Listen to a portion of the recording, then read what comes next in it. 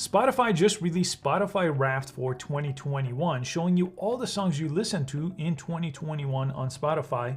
You could download it as a story and share it on your favorite social media. Let me show you how. First, make sure you update the Spotify app so you could get this update on your phone as well. Then open up Spotify. And with your updated app, you should see this right in the middle of your homepage right here. Your 2021 Wrapped is here, and you could press play to play it. And it plays in a story format, so to see more, you could just go ahead and skip forward here, and you see the bars on top are gonna show you different things.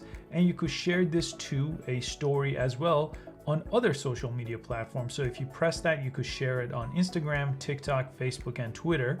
And let me go ahead and exit. And when you get to the end here too, you could either replay it, you could kind of get a good overview of everything this way as well, and you go ahead and again share it from this page. You could also press download here if you just want to save it to your phone and share it in a different way. Anytime you want to replay it, it will stay here on the homepage for the next few days. I hope you found this quick video useful. Please give it a thumbs up, and I'll see you next time.